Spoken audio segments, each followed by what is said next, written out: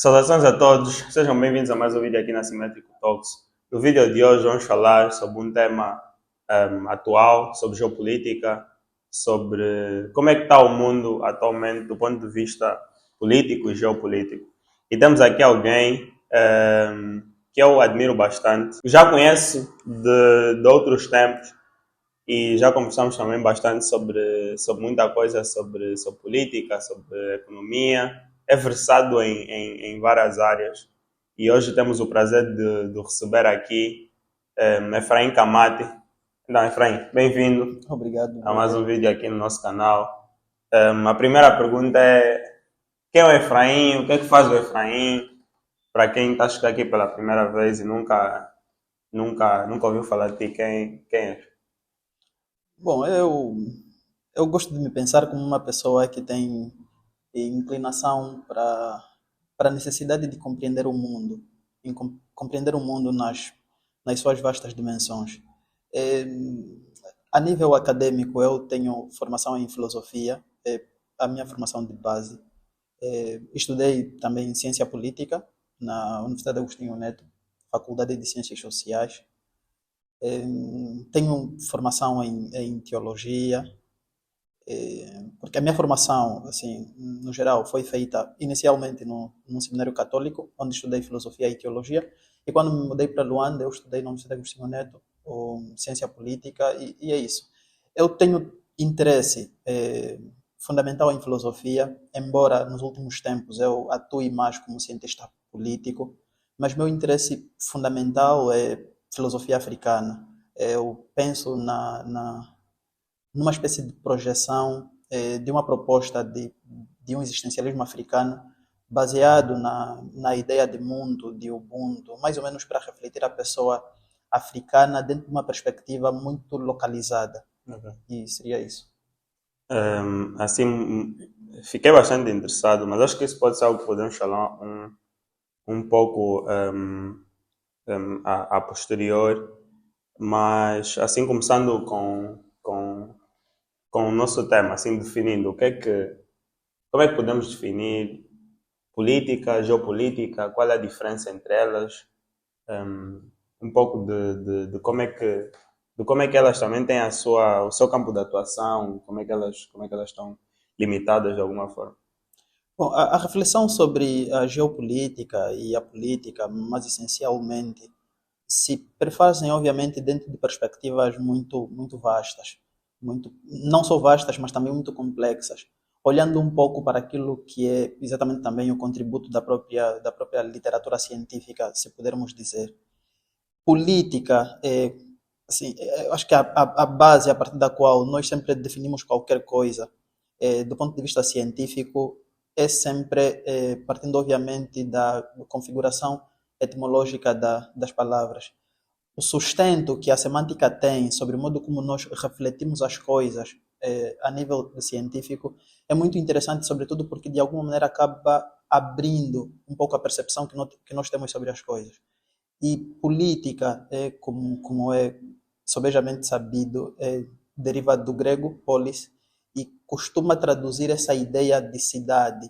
E então política seria exatamente isso, né? Essa reflexão que se faz sobre o que consideramos como fins coletivizados. E atenção que eu falo sobre fins coletivizados exatamente porque a política incide sobre essa interação que os indivíduos estabelecem entre si dentro de um plano, dentro de um projeto de construção de sociedade. E, aliás, existe uma percepção do filósofo Achille Mbembe, que coloca, inclusive, no seu livro Necropolítica, que é a ideia de que política se traduz como o exercício da razão na esfera pública. E quando nós falamos sobre o exercício da razão na esfera pública, nós falamos exatamente sobre essa disposição que os indivíduos têm de, na relação que estabelecem entre si, propor um projeto de sociedade que seja satisfatório para todos. E então política seria isso, a partida, essa interação permanente e constante, dentro, obviamente, de uma intersecção profunda e até extensiva dos próprios sujeitos individuais em relação à necessidade de se estabelecer um plano social em que as necessidades individuais possam ser exatamente estabelecidas por meio de uma cooperação assim, transversal e densa. Geopolítica. A discussão sobre geopolítica é estabelecida por Ratzel, alemão, e deriva de um texto interessante, que é considerado o texto prévio de leitura a nível do estudo da geopolítica, que é Geografia Política, publicado em 1897. Nele, Ratzel configura aqueles que são os conceitos centrais da geopolítica, como é o caso, por exemplo, da ideia de espaço vital. A base da geopolítica, como se pode perceber do ponto de vista da sua etimologia e da sua semântica inicial, é exatamente a geografia. Mas é sempre importante olhar para o facto de que a geopolítica, como ciência sistemática, não se confunde com geografia política, que seria, nesse sentido, um espaço de reflexão que condensaria um conjunto de disciplinas ou um conjunto de percepções em volta do modo como a política e a geografia se interseccionam, se interrelacionam, para, obviamente, estabelecer um tipo de percepção que se tem sobre a própria política e sobre a geografia. E é exatamente pelo facto de nós não termos que confundir geopolítica com geografia política que acaba resultando a necessidade de uma proposta de conceito que seja muito mais especificamente voltada para a geopolítica, enquanto disciplina que se preocupa com o estudo dos interesses do Estado em relação ao modo como se projeta no cenário internacional.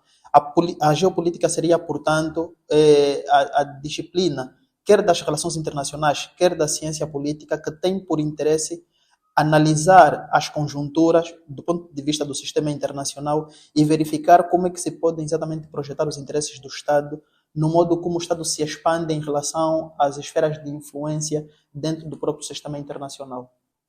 Muito interessante.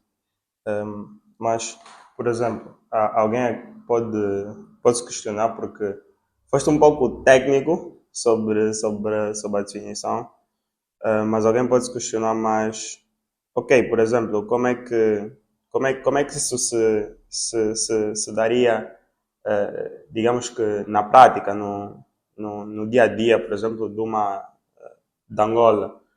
Por exemplo, um movimento de Angola ter uma determinada relação com um determinado país geograficamente próximo, é geopolítica, não? Como é que podemos, de alguma forma, caracterizar no seu aspecto mais prático da prática política, digamos? Bom, do ponto de vista geral, a geopolítica se sustenta em escolas, em perspectivas teóricas. E existem perspectivas teóricas, como é o caso, por exemplo, do realismo, que entende que os Estados no sistema internacional agem como pessoas. Os Estados têm interesses e, portanto, o comportamento dos Estados no sistema internacional consiste essencialmente em garantir a prossecução dos seus interesses.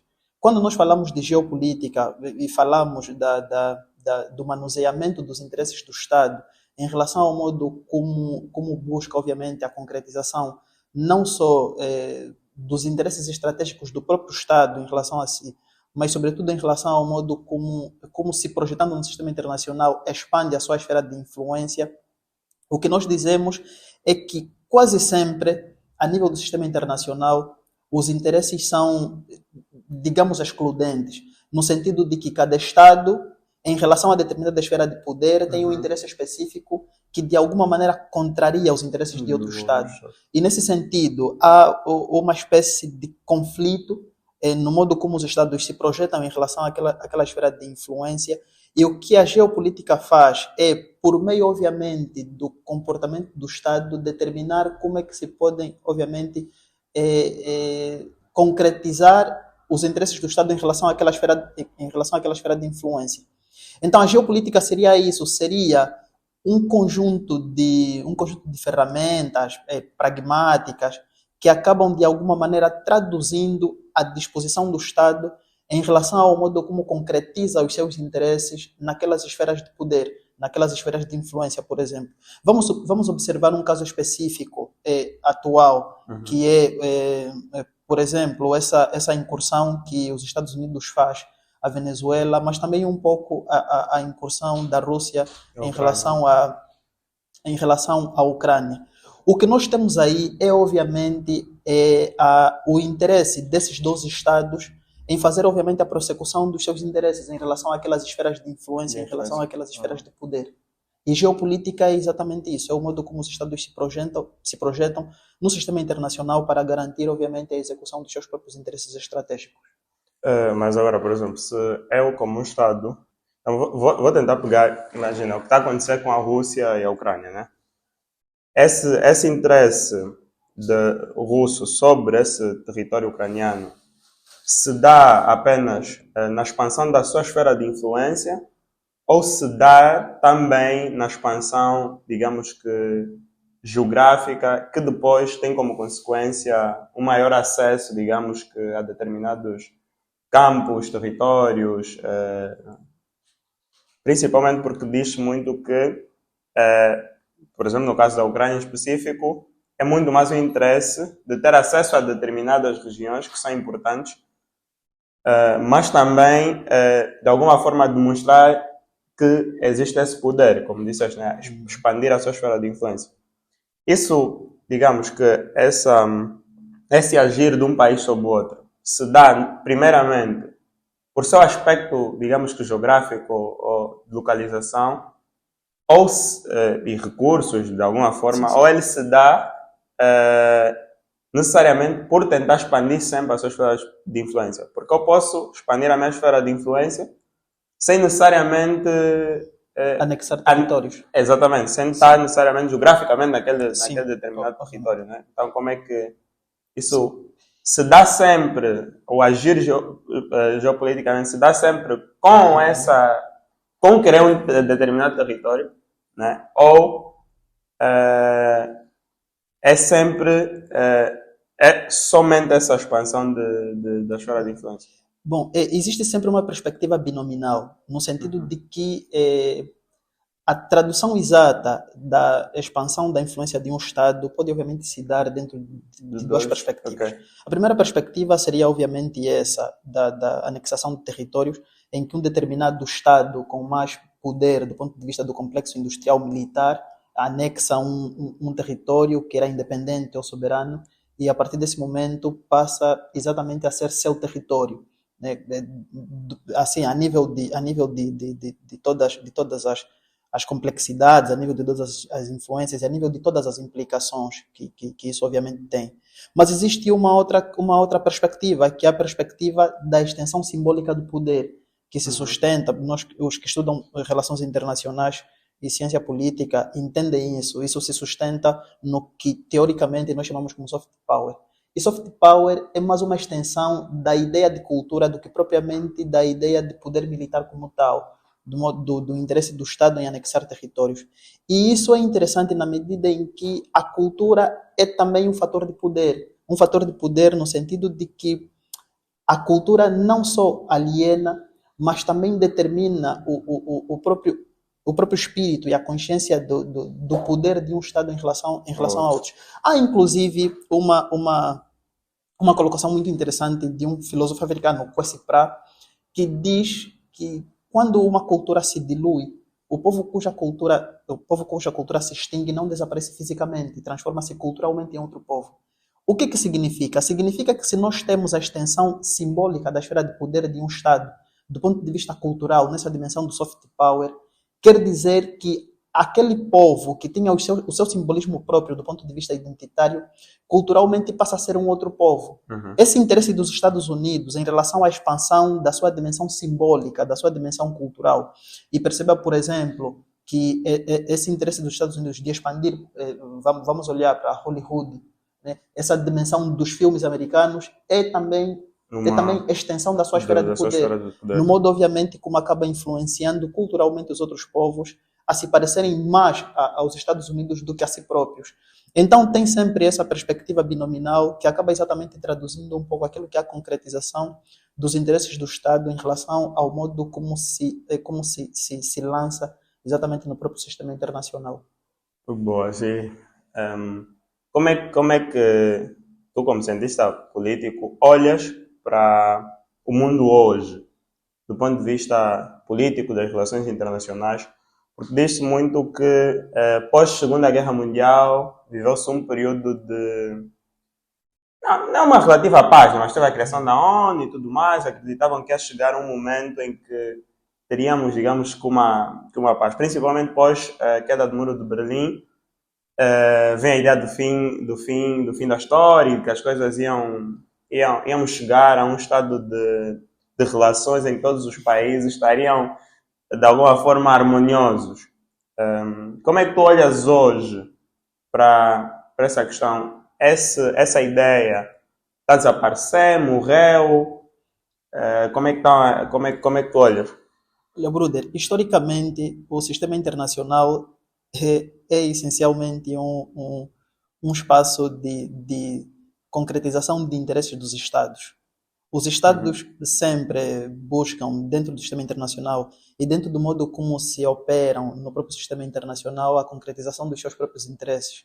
E isso é tácito, é factível. Eu acho que a grande fatalidade do sistema internacional é exatamente que não há diluição do interesse dos Estados em relação ao modo como se projetam no próprio sistema. uhum, Obviamente, existe todo esse otimismo em relação à geopolítica, no modo como o direito internacional, por exemplo, se operacionaliza nos espaços das relações entre os Estados, mas existe uma verdade inquestionável e indubitável, que é a verdade de que o comportamento dos Estados é sempre motivado pela quantidade de interesses que podem concretizar no próprio espaço internacional. uhum. E a minha discussão em relação ao modo como observamos o sistema internacional é sempre uma discussão de pretensão de hegemonia.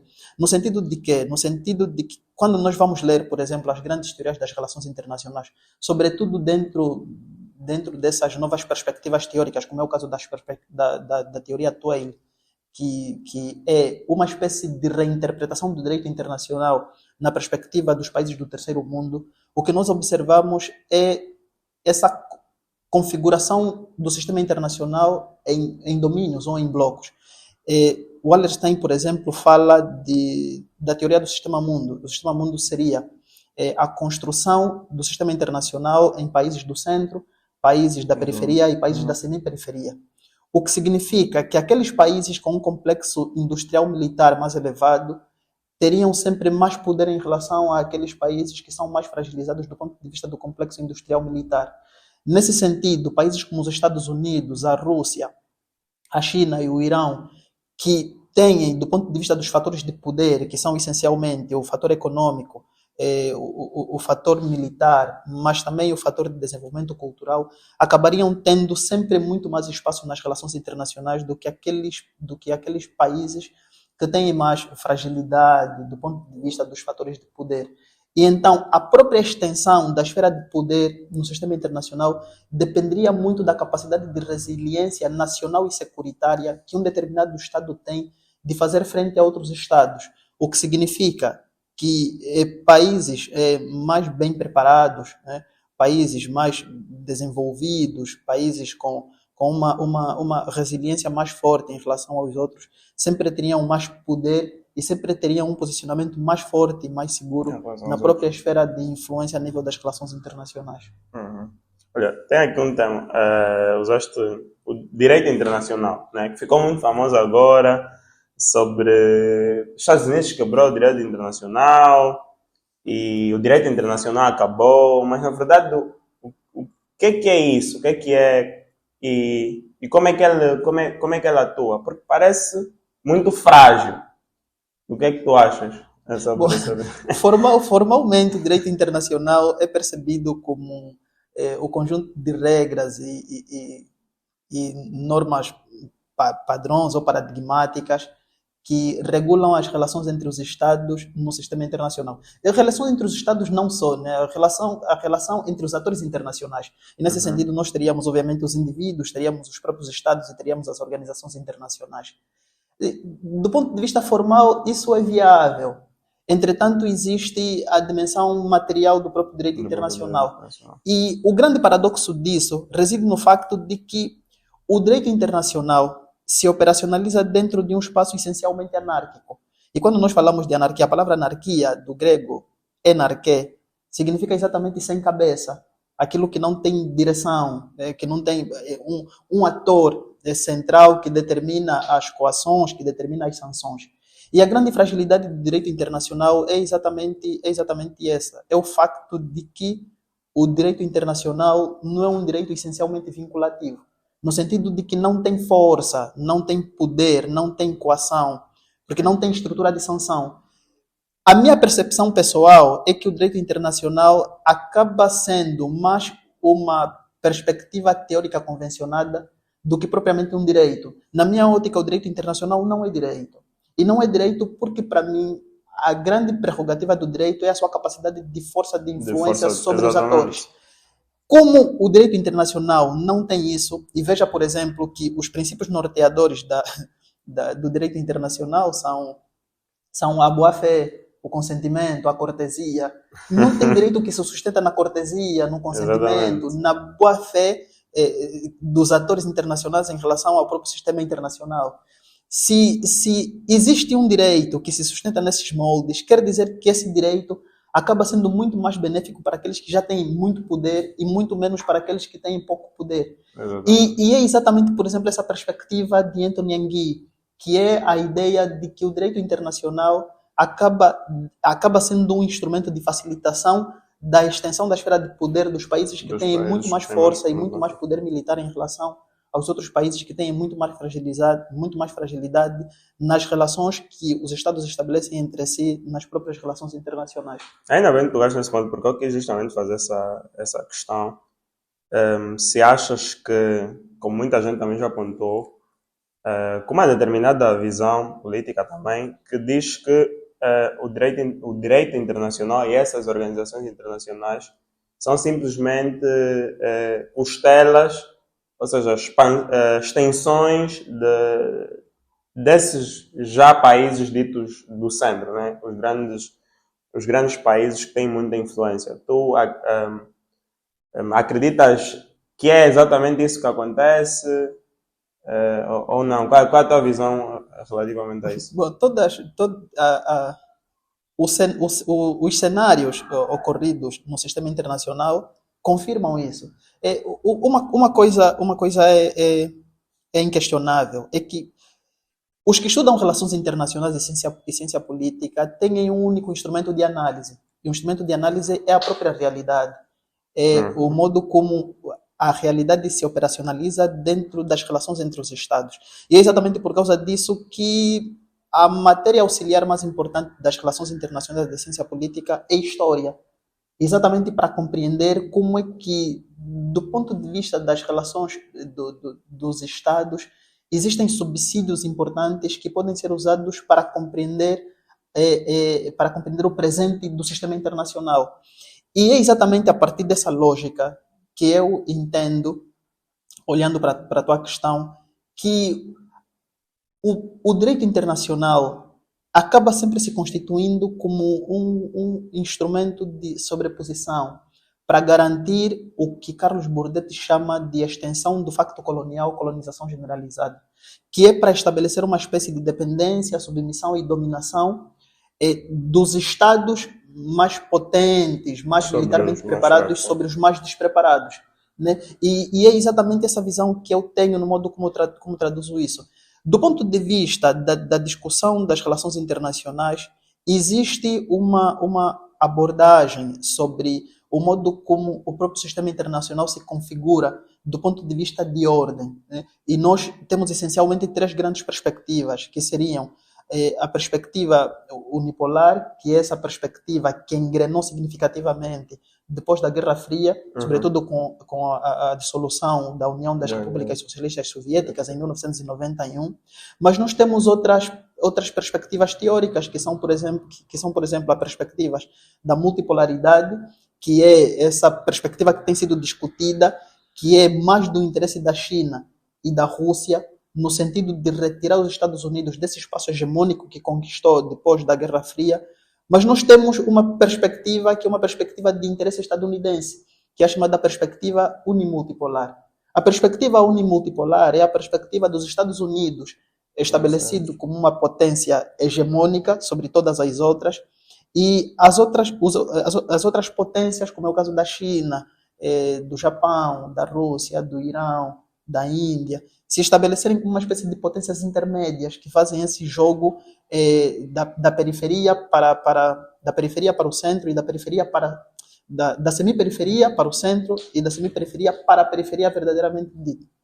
Então existe essa questão. E o direito internacional, nesse sentido, como um instrumento de continuidade dessa dimensão colonial, acaba se estabelecendo, obviamente, nessa ótica, na ótica de que favorece os estados mais poderosos e desfavorece significativamente os estados menos poderosos. Ok, muito, muito interessante. Agora, eu gostaria de mudar para um pouco do tema que abriu o ano, né?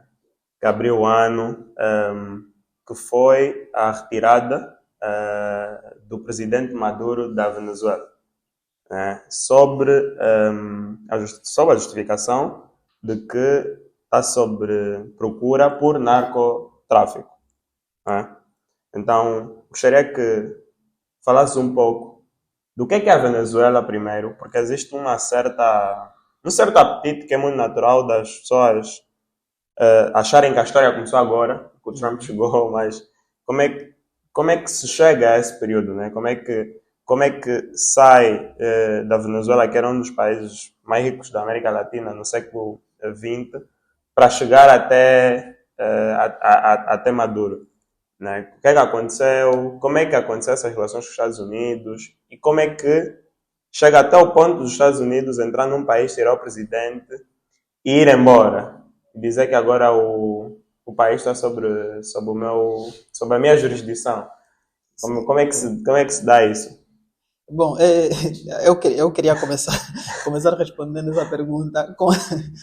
Eu acho que é sensato sempre dizermos que o que os Estados Unidos fez é uma afronta direta ao direito internacional, mas é o que sempre dizemos, né? O direito internacional vale o que vale. Eu tenho dito que o direito internacional existe como existe, e existe porque existe para ser uma espécie de plataforma de otimismo entre os Estados. Mas como ele se operacionaliza dentro de um sistema anárquico, então os estados que têm mais força vão sempre acabar soterrando e suplantando aqueles estados que têm menos força. Essa é a visão realista e nesses últimos tempos nós temos estado a discutir aquilo que, do ponto de vista das relações internacionais, configuramos chamar como realismo ofensivo, que é exatamente a predisposição dos Estados em relação à necessidade de ganhar sempre espaço dentro das esferas disponíveis de influência. Inclusive, há essa ótica de que isso é tácito, em ambiente hostis, como é o caso da Venezuela, a aquisição de poder é o objetivo primário, não só primário, mas também racional e próprio da política externa. E a política externa americana é uma política essencialmente intervencionista e expansionista, no sentido de que, historicamente, os Estados Unidos têm interesse por outros territórios.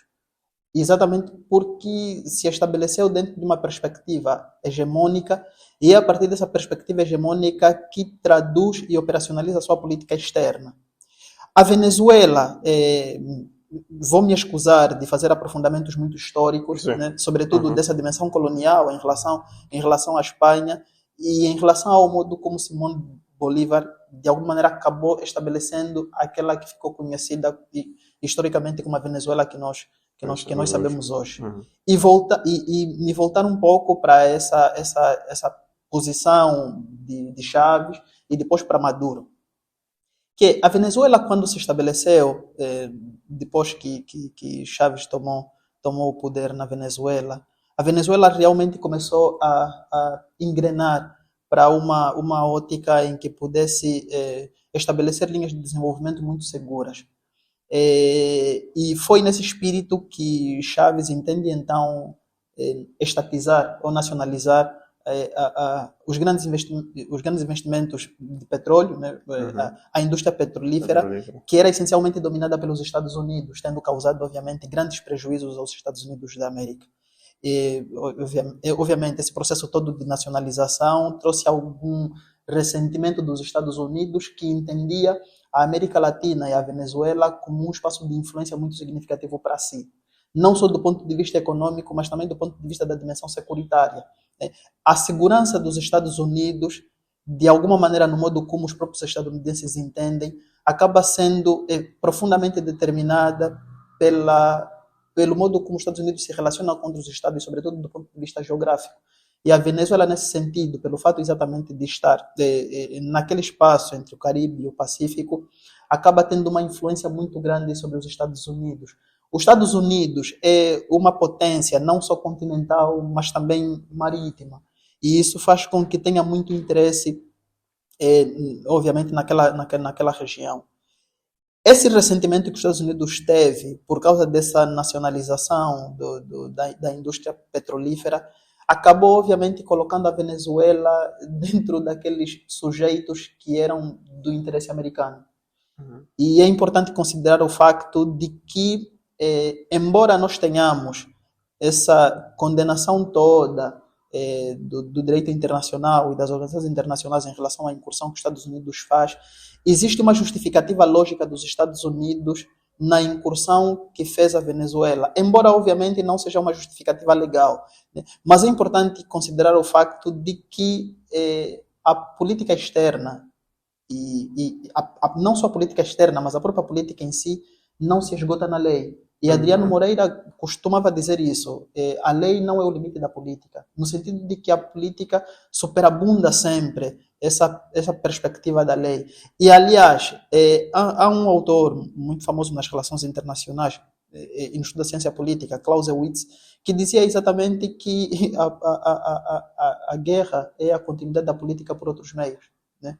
E o contrário também vale, no sentido de a política ser a continuidade da guerra por outros meios. Exatamente porque há uma espécie de dimensão natural dos conflitos entre os Estados, no sentido de que os Estados buscam sempre a concretização dos seus próprios interesses. Mas vamos olhar para o presente da situação. O presente da situação recupera a chamada nova estratégia de segurança dos Estados Unidos. Os Estados Unidos publicou agora essa nova estratégia, e a nova estratégia recupera um conceito interessante da política externa americana, que é a chamada doutrina Monroe. A doutrina Monroe é a doutrina que prioriza a América Latina como um espaço vital da esfera de influência americana, no sentido de que, nesse sentido, a América Latina acaba sendo um espaço viável para a operacionalização e a expansão da esfera do poder dos Estados Unidos, mas também para o aprofundamento da sua dimensão econômica, no sentido de que, como aquela é uma região enriquecida do ponto de vista de recursos naturais, então acaba sempre sendo vantajoso para os Estados Unidos fazer operações naquela região. E é interessante o facto de que, dentro da Venezuela, do ponto de vista geoeconômico, as negociações da Venezuela nos últimos tempos têm sido feitas essencialmente com a China, com a Rússia e com o Irão. E nós falamos no início dessa conversa sobre a ordem mundial. A ordem mundial que tem sido costurada dentro dessa perspectiva de multilateralidade né, e multipolaridade, acaba de alguma maneira enfraquecendo um pouco aquilo que é a dimensão influente que os Estados Unidos têm sobre o mundo, no sentido de que a Rússia, a China, o Irão, a Índia, o Japão vão ganhando espaços significativos e substanciais e vão diminuindo e diluindo a dimensão dos Estados Unidos como o grande agente transformador do sistema internacional. Os Estados Unidos, obviamente, não querendo perder essa sua esfera de influência, essa sua dimensão hegemônica dentro do sistema internacional, então faz essa incursão à Venezuela. Mas uma questão importante que é interessante pontuar é o facto de que o grande interesse dos Estados Unidos talvez não seja o petróleo. O grande interesse dos Estados Unidos se sustenta exatamente na necessidade de que os Estados Unidos entendem que a reconfiguração do poder a nível do sistema internacional passa necessariamente pela Venezuela. Ou seja, diluir a influência que a China e a Rússia têm sobre a Venezuela acaba sendo o maior interesse dos Estados Unidos, muito maior do que o petróleo, por exemplo. Porque é importante considerar o facto de que os Estados Unidos têm muito petróleo. Os Estados Unidos é não só a potência que mais extrai, mas é também a potência que mais processa e mais comercializa. E se os Estados Unidos têm tanto petróleo, por que teria tanto interesse pelo petróleo da Venezuela? Então, é a partir desse momento que nós começamos a entender que provavelmente o grande interesse não seja exatamente isso. Provavelmente o grande interesse seja fazer com que se contorne, do ponto de vista da geopolítica mundial, essa dimensão substancial de influência que a China, a Rússia e o Irão têm ganho, e porque existe uma contrariedade palpável dentro do sistema internacional entre a Rússia, a China e o Irão. Então é muito importante para os Estados Unidos garantir que esses países não consigam exatamente fazer evoluir significativamente obviamente, dentro desses espaços de esfera de influência a nível do mundo. E sobre isso, queres dar aqui alguma previsão sobre o que será, por exemplo, a Venezuela em 1 ano e meio, 2? Vai ter eleições? Não, porque uma das coisas que acreditava-se muito é que Maduro caía, o regime caía, né? Não foi a coisa que aconteceu, porque a vice-presidente continua e tudo mais. E depois era saída de Maduro, entrada do González ou da Carolina também. Corina. Mas não é isso que aconteceu. O que é que achas que vai acontecer nos próximos meses? Olha, pela primeira vez, provavelmente pela primeira vez, desde que os Estados Unidos começou esse processo todo de invasão, todo processo de invasões a nível de muitos territórios do mundo, nós temos um momento específico em que um determinado país invadido pelos Estados Unidos não tenha caído imediatamente no caos. Isso acaba revelando muito do interesse que os Estados Unidos têm de manter a Venezuela estável. E, aliás, o fato dos Estados Unidos não terem interesse em diluir todo o regime de Maduro e todo esse regime chavista na Venezuela acaba revelando exatamente que os Estados Unidos pretendem muito mais a manutenção da Venezuela como um espaço importante da sua esfera de atuação do que propriamente o seu caos e a sua diluição, né? E a principal tradução disso, do ponto de vista das perspectivas teóricas, é que a manutenção da Venezuela como um espaço importante da ação dos Estados Unidos no Pacífico acabaria, obviamente, garantindo um pouco a consubstancialização dos Estados Unidos como uma potência hegemônica, no sentido de que ele ultrapassaria redondamente a China, ultrapassaria redondamente a Rússia e acabaria exatamente se estabelecendo na exclusividade como uma potência e um ator relevante, incontornável e insubstituível dentro, obviamente, do sistema internacional. Então, eu acredito que o fato mesmo de o presidente Trump ter entendido a necessidade de manter o regime de Maduro acaba exatamente revelando um pouco aquilo que é o interesse dos Estados Unidos em relação ao modo como observa a Venezuela, que nesse sentido não teria uma lógica de exploração assim unilateral de recursos, né? O interesse não seria exatamente esse, mas seria só de manutenção da esfera de influência, da esfera de poder, portanto. E isso implicaria, obviamente, que a Venezuela deixasse de estabelecer relações diretas com a China e com a Rússia, e foi exatamente esse apelo que Trump fez à nova presidente, né, que deixasse, obviamente, de estabelecer relações com a China e com a Rússia. E é importante que a Venezuela, para os Estados Unidos, deixe de manter relações com a China e com a Rússia, exatamente porque isso acabaria diluindo a esfera de influência que a China e a Rússia têm no Pacífico. Boas. E sobre as acusações de Maduro. Maduro é ou não um narcotraficante? Qual é a tua perspectiva sobre isso? Você está envolvido no que é acusado ou foi uma justificativa para, digamos, retomar apenas o poder americano naquela região? Olha, brother, eu acho que uma das grandes dificuldades que nós temos de discutir a questão da Venezuela é que temos dois pontos que são excludentes entre si. No sentido de que, embora nós concordemos que a incursão dos Estados Unidos à Venezuela é ilegal e atropela substancialmente o direito internacional, ainda assim nós não temos tanta simpatia por Maduro. E essa antipatia em relação a Maduro resulta exatamente do facto de que existe no imaginário coletivo mundial a ideia de que Maduro não é um presidente que reúna consenso.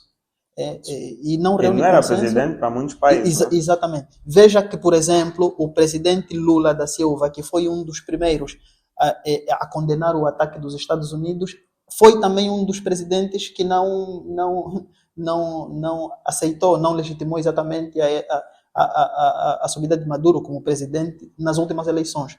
Ou seja, nós temos questões muito sensíveis que se contradizem nessa situação da Venezuela, e é exatamente por causa disso que é quase sempre difícil analisarmos unilateralmente a situação da Venezuela. Ou seja, para nós termos uma percepção do caso da Venezuela que acabe esgotando todos os contornos, precisamos obviamente entrarmos às vezes em situações muito complexas e muito paradoxais que se contradizem entre si. Então, por um lado, nós temos obviamente essas acusações dos Estados Unidos que, do ponto de vista da dimensão jurídica estadunidense, podem ser legítimas, porque nós sabemos que as acusações que pesam sobre Maduro são acusações que remontam a 2019, 2020, né, e que encontram respaldo na lei americana. Ele é americano, exato. Entretanto, existe obviamente esse questionamento sobre se os Estados Unidos têm legitimidade para isso. Eu vou dizer, sequestrar Maduro do seu território. Independente do que seja, Maduro é o presidente da Venezuela. Embora, obviamente, não tenha tido a aprovação e a anuência das organizações internacionais, sobretudo da ONU, ainda assim ele acabou se estabelecendo como presidente da Venezuela e ele estava a governar. Então, era, nesse sentido, uma entidade soberana a nível da Venezuela. E isso acaba ferindo, obviamente, um pouco aquilo que é a própria integridade da soberania venezuelana. E veja, por exemplo, Bruder, que a discussão da ideia de soberania incide exatamente sobre essa proporcionalidade que os Estados têm entre si dentro do sistema internacional. Veja que as grandes configurações teóricas sobre soberania remontam a Jean Baudin, o francês, e Jean Baudin definia a soberania como o poder que não tem igual na ordem interna, nem superior na ordem externa. Jean Baudin entende a soberania nesses moldes exatamente porque propõe que os Estados dentro do sistema internacional são sempre iguais, do ponto de vista de soberania e do ponto de vista do modo como eles buscam, obviamente, a concretização dos seus interesses. E os princípios norteadores do próprio direito internacional plasmam o princípio da igualdade soberana e o princípio do direito de autodeterminação. E quando nós falamos do princípio da igualdade e da soberania e o princípio da autodeterminação, nós falamos exatamente sobre o direito que cada povo, que cada Estado tem de garantir para si próprio a prossecução dos seus interesses.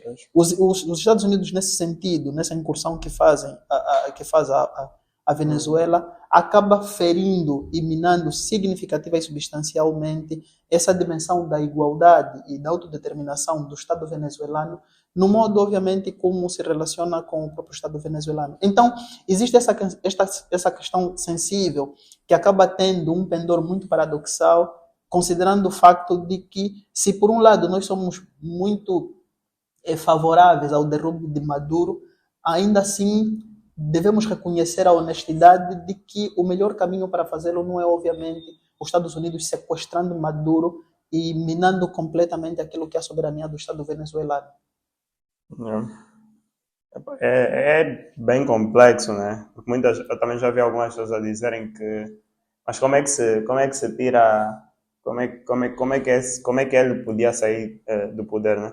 Então, não acho que também seria por via de alguém externo, porque acho que os próprios povos devem definir aquilo que são o destino do seu próprio território. Por mais que nos seja difícil, muitas vezes, mas infelizmente é isso que temos que nos contentar. Mas existe uma outra que eu ouço bastante. Então vou te fazer quase as perguntas que eu ouço bastante. Acho que é uma sobre os Estados só são soberanos se tiverem armas nucleares. Os Estados só são verdadeiramente soberanos se tiver armas nucleares. Então, dá um exemplo da Coreia do Norte, dá um exemplo do Irão, que não tem, mas ok, tem muito potencial para chegar até aí. E os Estados Unidos, a Rússia, a China, e todos esses que têm a permissão de ter as armas nucleares são justamente aqueles que são mais fortes. O que é que achas? Para ter soberania, temos mesmo que ter esse como garantia, digamos que um arsenal militar muito grande e principalmente uma arma nuclear? Olha, os Estados são soberanos porque são soberanos. Essa é a resposta mais simples, ou pelo menos mais simplificada que se pode dar a essa questão. Agora, existe o facto de que as relações internacionais são como são porque aquilo que sustenta as relações internacionais, como dissemos já no princípio, são os interesses dos Estados. E os interesses dos Estados quase sempre extrapolam os limites do seu próprio território. O que significa que no sistema internacional os Estados sempre se contradizem entre si ou conflituam entre si no sentido de cada um deles garantir a prossecução dos seus próprios interesses. Como é que se garante que a minha soberania como Estado esteja intacta? Obviamente é performando um sistema todo de complexo industrial militar, de tal maneira que eu tenha capacidade de resiliência suficiente para fazer frente a outros Estados que têm igual ou capacidade superior à minha. E é exatamente nesse sentido que entendemos essa colocação de que os Estados são tão soberanos quanto maior a sua capacidade de lutar, né? Nesse sentido mesmo bélico da coisa. O que significa que as armas nucleares e toda logística militar que um determinado Estado tem acaba de alguma maneira determinando a sua capacidade de manter a sua soberania intacta. E nesse sentido, é importante olhar para o facto de que o direito internacional se dilui na medida em que, se a soberania de um Estado é determinada pela sua capacidade de força, pela sua capacidade de resiliência em relação ao modo como luta com outros Estados e, sobretudo, em relação à quantidade e à qualidade de materiais bélicos que tem, então significa que toda essa dimensão formal da soberania dos Estados é não só inútil, mas também ineficaz, no sentido de que não acaba respondendo, obviamente, aquilo que é necessário para a garantia da subsistência e da soberania dos próprios Estados. E é a partir desse sentido que eu acredito que as grandes teorias norteadoras das relações internacionais acabam todas elas soterrando na famosa teoria realista, porque nesse sentido só a perspectiva realista é que responde substancial e significativamente aquilo que os Estados precisam saber para garantir a sua sobrevivência dentro do sistema internacional. E o que é a teoria realista? A teoria realista é a ideia segundo a qual, porque os Estados se comportam como as pessoas, então eles buscam sempre no sistema internacional a prossecução dos seus interesses. E como é que se mantém a prossecução dos interesses de um Estado? É garantindo, obviamente, que os seus interesses não possam ser soterrados por outros Estados. Se um determinado Estado tem muito mais capacidade militar, quer dizer que, nesse sentido da soberania da logística militar, acabaria tendo sempre mais poder de soterrar outro Estado e de soterrar, inclusive, a soberania desse Estado que tem menos capacidade militar. Mas é importante discutir essa questão das soberanias, se a soberania se funda na soberania ou se a soberania se funda no capital militar, exatamente pelo facto de que isso acaba revelando um pouco a fragilidade do próprio sistema internacional e do modo como o direito internacional regula a relação entre os Estados. Ou seja, se não existe capacidade coerciva suficiente do direito internacional de garantir que um Estado incapaz, por exemplo, de lutar contra os Estados Unidos, mantenha a sua soberania, então é importante considerar o facto de que o próprio direito internacional não é só ineficaz, mas é também inútil e completamente desnecessário. Yeah, isso é verdade. Se não existe a capacidade coerciva, então ela acaba sempre sendo subjugada por alguém que é mais forte. Infelizmente. Mas agora, uma outra questão é, isso abre um precedente para que outras potências mais fortes possam fazer o mesmo. Por exemplo, tem um caso já que vimos da Rússia sobre a Ucrânia, mas nós sabemos quais são os interesses chineses em Taiwan. Em Taiwan, sim. Conseguimos perceber o interesse israelita naquela região. E tem tantos outros, né? Mas agora, isso abre um precedente que quando uma outra potência igualmente forte decidir agir, que vai ficar esta pergunta. Como é que tu... Abre um precedente significativo e incontornável, porque de alguma maneira acaba estabelecendo a legitimidade da resistência desses países que têm interesse de expansão territorial no modo como eles entendem o próprio sistema internacional. Ou seja, essa justificativa acaba de alguma maneira aprovando e autorizando um pouco a execução do interesse que países como a Rússia, a China e Israel têm, no modo como eles obviamente avançam para o interesse de anexar territórios, de estender a sua influência de atuação, de estender a sua geografia. Eu tenho pensado que o maior problema dessa incursão militar ou policial, como os Estados Unidos preferem chamar, em relação à Venezuela, não é a Venezuela. O grande problema definitivamente não é a Venezuela. O grande problema é o precedente incontornável que se abre. E esse precedente é desfavorável, obviamente, para estados que não têm grande estabilidade do ponto de vista da sua capacidade de resiliência, sobretudo a nível daquilo que são os complexos industriais militares. E nisso, obviamente, falamos da Ucrânia, falamos de Taiwan, falamos da Palestina, mas falamos de muitos outros territórios, né, que nesse sentido vão acabar sofrendo substancial e significativamente os efeitos dessa invasão que os Estados Unidos faz à Venezuela.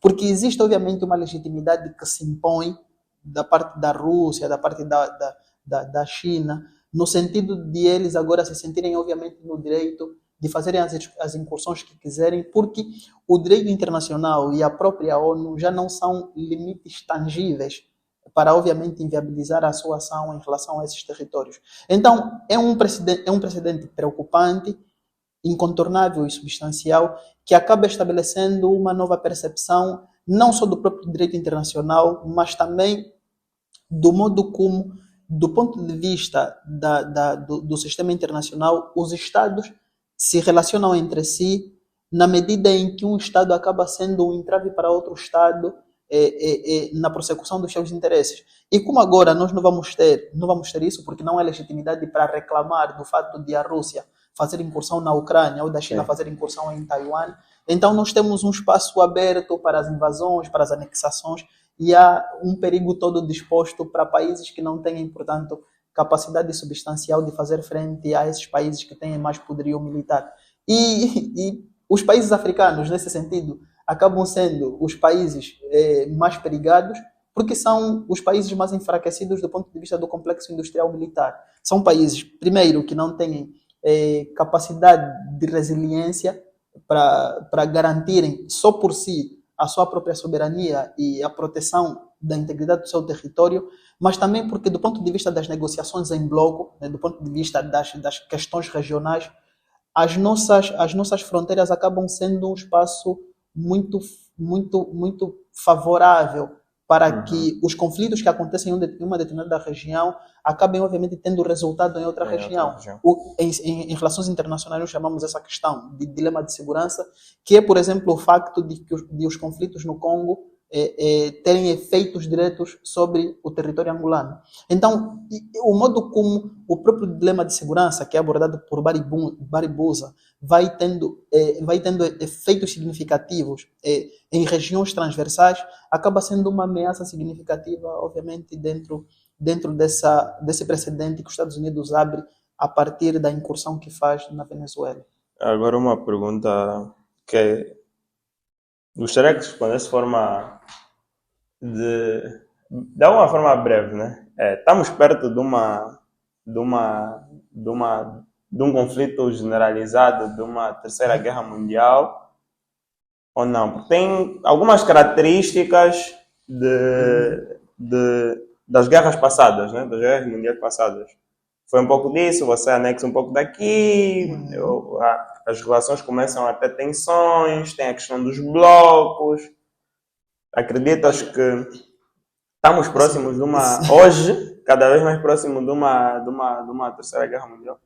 olha, sinceramente eu devo dizer que não. Sim, eu não consigo prever, pelo menos do ponto de vista da análise política e das relações internacionais, a possibilidade da, a possibilidade da emergência de uma terceira guerra mundial. Porque, embora nós tenhamos, obviamente, esses conflitos, ainda assim, os check and balances que existem entre aquelas potências que têm, obviamente, capacidade de fazer surgir uma terceira guerra mundial é muito grande.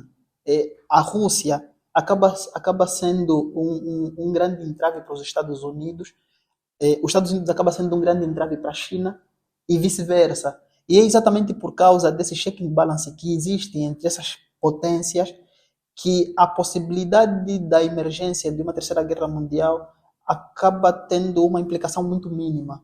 E porque também existe uma questão que poderia se configurar numa espécie de, vamos dizer, complexidade de impossibilidades, que é quando um determinado Estado, reconhecendo, obviamente, mais perdas do que ganhos, acaba, obviamente, recuando na possibilidade de entrar para um conflito que possa ser transversal, mas que possa ser também muito duradouro. Uma das principais razões pelas quais a Rússia continua na Ucrânia é exatamente pelo facto de que não existem assim, consequências muito grandes do ponto de vista globais que se podem tirar daí. E os Estados Unidos também entendem isso em relação à Venezuela. Aliás, o fato mesmo de a Rússia e a China serem os principais atores, né, os principais atores no sentido de se relacionarem diretamente com a Venezuela, e ainda assim isso não resultar em um conflito direto entre a Rússia e os Estados Unidos, acaba exatamente revelando essa questão da impossibilidade do surgimento de uma terceira guerra mundial. No sentido de que há, obviamente, assim, uma impossibilidade que resulta, obviamente, desse peso que a China tem sobre os Estados Unidos, que os Estados Unidos têm sobre a Rússia e vice-versa. E isso realmente é o que, de alguma maneira, perfaz aquilo que é a natureza dos conflitos no nosso tempo. Então, a teoria mesmo da autodissuasão É, é de bem facto. real.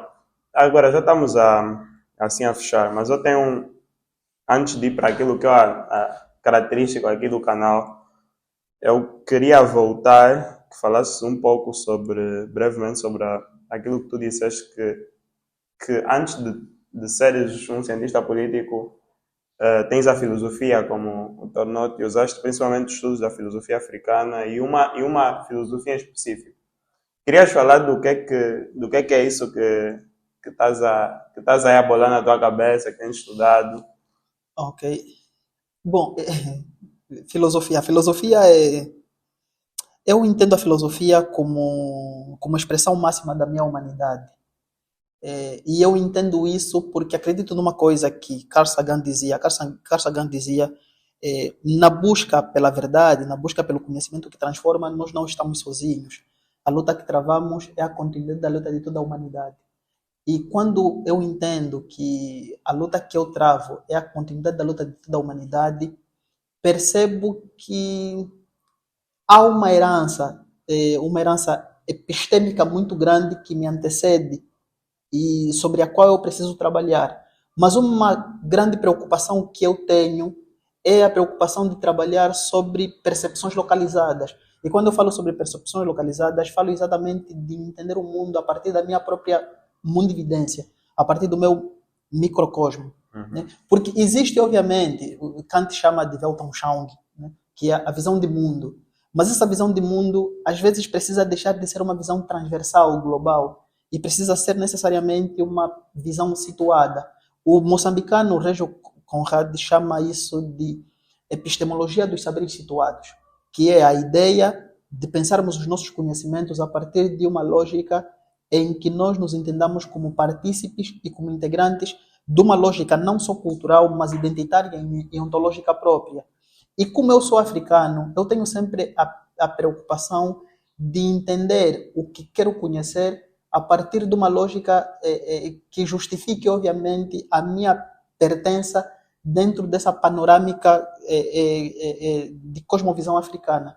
Então, a filosofia que eu estudo se sustenta essencialmente nessa necessidade de compreender não só as minhas raízes culturais, mas também compreender as minhas raízes epistemológicas, no sentido de que a filosofia precisa ser capaz de responder aos anseios profundos de um determinado povo, mas também aos anseios profundos que suscitam exatamente na configuração epistêmica de um indivíduo.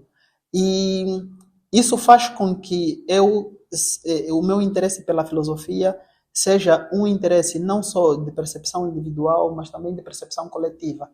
E é exatamente por causa disso que, por exemplo, no meu trabalho de fim do curso em filosofia, eu estudei a relação que existe entre o mundo e o Ubuntu, né? O meu tema foi do mundo ao Ubuntu, relações ético-antropológicas entre o indivíduo e a comunidade nos limites da filosofia africana. E essa percepção que resulta, obviamente, das tribos Zulu, né, e Xhosa na África do Sul, acaba revelando um pouco aquilo que é a qualidade no modo como a filosofia africana se operacionaliza. Existe muita coisa rica na filosofia africana que, infelizmente, nós não temos tido capacidade suficiente para explorar, sobretudo no sentido de nos propormos um existencialismo próprio africano. Um existencialismo próprio africano seria, portanto, sustentado não só por essa perspectiva oral da própria filosofia africana, mas sobretudo pelas histórias do próprio continente. É, portanto, necessário recuperarmos um conceito que o sul-africano Malegapur Magoba traz sobre a necessidade de estabelecermos uma espécie de renascença africana, né? E a renascença africana incidiria exatamente em pensarmos o espaço africano como um espaço próprio, dentro de uma configuração filosófica que também é muito própria. Eu vi o vídeo do canal do Simétrico, o último vídeo que vocês fizeram com o Daluka e com o Nzoji, em que o Daluka traz aquela crítica que Pepetela coloca em Geração da Utopia, que é a ideia de, na tentativa de fazermos um país africano, acabamos construindo um país em África, né? Então, a minha preocupação sobre a filosofia africana incide essencialmente sobre a necessidade de, no processo de nos tornarmos africanos, também termos a capacidade de construirmos um país verdadeiramente africano e não um país em África. Porque se nós percebermos as grandes diferenças existentes entre os países do Ocidente e os países de África, provavelmente o que é mais substancial é isso, é que os europeus têm muito interesse em se parecerem europeus, enquanto que os africanos têm muito interesse em não se parecer a si próprios. Então, a minha grande preocupação é essa, é da elaboração de uma filosofia africana que respire filosofia africana, que respire África e que respire, sobretudo, os limites da própria culturalidade, da própria ancestralidade e, sobretudo, do modo como nós projetamos a nossa sociedade a partir das nossas próprias raízes. Muito, muito, muito fixe. Nós agora vamos para a parte final do vídeo. O Temo tem uma pergunta. Eu gostaria de saber, na opinião do Efraim, qual o papel da Angola no contexto da geopolítica regional. Nós vimos, por exemplo, nós sabemos, por exemplo, que nesse momento a Angola o presidente João Lourenço é o presidente atual da União Africana. Da União Africana. Então, o que é que acha que já está praticamente em fim de mandato? Qual é que acha que foi o poder de influência ou o papel, né, da Angola, tanto do ponto de vista da vigência do mandato do presidente e mesmo atualmente do ponto de vista de influência no contexto regional? Bom, a influência de Angola é muito grande. É muito grande porque Angola é, do ponto de vista político e do ponto de vista da projeção global, um dos países mais estáveis de África. Assim, do ponto de vista da política externa. Há, obviamente, essa discussão do modo como a pobreza nos toca, né? Sobretudo nesse nível de governação interna. Mas é importante considerar que, do ponto de vista da geopolítica, do ponto de vista da política global, Angola se apresenta como um ator, um player muito, muito relevante no espaço internacional. E veja, por exemplo, Telmo, que nesse processo todo de negociações que houve no Congo para o alcance da paz, o processo mais completo desenhado para a conquista da paz entre o Congo, o Ruanda e o M23 foi exatamente o processo Luanda. E, aliás, o fato do presidente Tshisekedi ter voltado para Luanda depois do recrudescimento do conflito, mesmo após a assinatura dos acordos de Washington, acaba traduzindo exatamente essa influência significativa que Angola tem dentro do espaço regional. Mas é importante olhar para o facto de que a influência de Angola não se esgota na região. Obviamente, existe uma preocupação de Angola em relação ao Congo, mas Angola não tem apenas ligação com o Congo. Angola começa agora a expandir a sua esfera de influência, sobretudo do ponto de vista diplomático. Porque veja que, do ponto de vista da política externa, Angola operacionaliza uma política externa que, do ponto de vista técnico, pode se chamar como política pragmática, política externa pragmática, que é uma política de não alinhamento. Ou seja, Angola não se traduz alinhada a uma determinada linha ideológica, né, a nível do sistema internacional. Ela se mantém livre exatamente porque ela quer ter um alinhamento pluriversal, no sentido de que Angola busca sempre prossecução de interesses. E esses interesses acabam sempre, de alguma maneira, traduzindo a clareza da diplomacia angolana. Porque há também essa questão, inclusive um ator relevante das próprias relações internacionais, Morgenthau, disse sempre que a capacidade de sobrevivência de um Estado depende também da sua capacidade de fazer diplomacia. E eu, quando olho para a África, encontro poucos países que tenham uma capacidade tão resiliente de fazer diplomacia como Angola. Angola é extraordinariamente em África um dos países com a diplomacia mais bem desenhada, e isso de alguma maneira faz com que seja obviamente um ator relevante, não só do ponto de vista regional, mas também do ponto de vista global. E essa última cúpula da União Europeia-África, né, ter sido realizada em Angola, acaba dizendo também muito disso, da influência que Angola tem do ponto de vista global, do ponto de vista regional, mas também sobre como Angola pode realmente, nessa projeção que faz, acabar alcançando espaços muito significativos no modo como se estabelece como um ator incontornável, substancial e relevante dentro, obviamente, das próprias relações internacionais e do próprio sistema mundo no geral. Não se esqueçam de subscrever o canal, partilhar com os amigos. Mas agora vamos aquilo que é digamos, um quadro habitual. Nós somos um canal essencialmente de amantes de livros. Então, nós somos obrigados a pedir ao convidado que nos brinde com o seu top 5 de livros. Okay. E se tiver autores, também um top 5 de autores. Não precisa estar numa ordem. Ok, mas eu sou livre de não, escolher que livro for. Natureza, for. Qual, independente da natureza do livro. Independentemente da natureza do livro. Eu acho que essa é uma daquelas coisas que Agostinho dizia em relação ao tempo: quando não me perguntam, eu sei, mas quando já me perguntam. Então eu acho que assim, se não me perguntam, eu sei que tipos de livros eu devo sugerir, mas quando me perguntam é um pouco difícil. E partindo desse pressuposto, eu queria estabelecer uma estrutura de sugestão. A primeira estrutura é para compreender a questão do mundo hoje, mais do ponto de vista geopolítico. E a minha sugestão para isso seria em relação a 2 livros que se excluem entre si. O primeiro livro é uma leitura obrigatória para a democracia liberal, para o sistema mundo atual, que é o livro de Francis Fukuyama, O Fim da História e o Último Homem. E depois, um outro livro que é o de Samuel Huntington, que é O Choque das Civilizações. Esses dois livros são sempre muito importantes para entender como é São que clássicos. são clássicos, são clássicos, muito importantes para Yeah. entender, né, como é que o mundo se configura.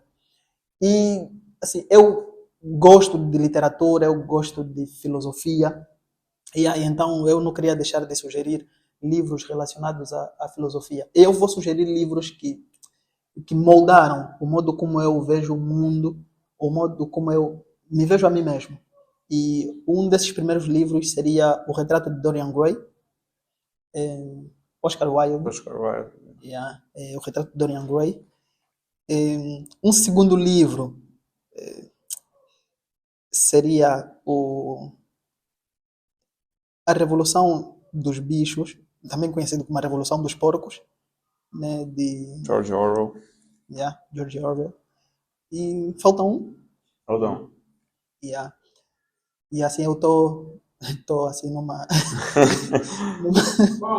numa encruzilhada. Sim, eu realmente estava a pensar em um angolano. Estava a pensar um angolano ou um africano, né? Um livro africano que me chama muita atenção é de Frantz Fanon, né? Máscaras, aquele o de Peles negras, máscaras brancas. negras, máscaras brancas. E em Angola, assim, eu devo confessar que eu não tenho, por causa desse meu interesse muito filosófico e assim, que tem muito interesse por filosofia africana, acabo tendo alguma limitação. Eu vou vos pedir que eu tenha a liberdade de indicar outros dois livros, que são um primeiro livro de um senhor que reflete a África numa profundidade significativa, que é o moçambicano Ngwenha, né? Que é o livro dele sobre das independências e das liberdades, filosofia africana. E em Angola, um livro que me interessaria estudar, que interessaria sugerir, sobretudo nesse contexto em que nós discutimos muito a questão da democracia, seria o do padre Lourenço Flaviano Cambalo, cujo título é Democracia Personalista, onde ele faz uma proposta de como é que é a democracia na perspectiva do filósofo Pietro Pavin. Então seria mais ou menos isso. E assim em termos de Autores. Autores. Eu gosto extensivamente dos filósofos africanos. Eu gosto de Achille Mbembe. Mas um autor que eu tenho estado a ler nos últimos tempos é João Milano. E permitam-me a liberdade, um livro que não é exatamente um apreço para mim nesse sentido de top 5, top 6, mas é um livro que é muito importante ler nesse momento específico da história da humanidade. É o livro Cooperação sem Desenvolvimento, de João Milano, onde ele fala sobre como as relações entre os Estados, essas cooperações, podem nem sempre resultar em desenvolvimentos tangíveis para os Estados menores ou com aqueles Estados mais fragilizados. Um outro autor seria, obviamente, Orwell, que é, assim, nessa coisa da percepção do mundo, dos conflitos e de projetar a história da humanidade para frente, é dos melhores, com a Revolução dos Bichos, com 1984. Então ele é realmente incrível. Outros, acho que faltam dois, né? Uhum. Eu gosto de Chimamanda, gosto muito de Chimamanda, Uhum. Sobretudo porque ela tem uma visão de resistência e revolucionária sobre o modo como projeta a percepção africana a partir de fora.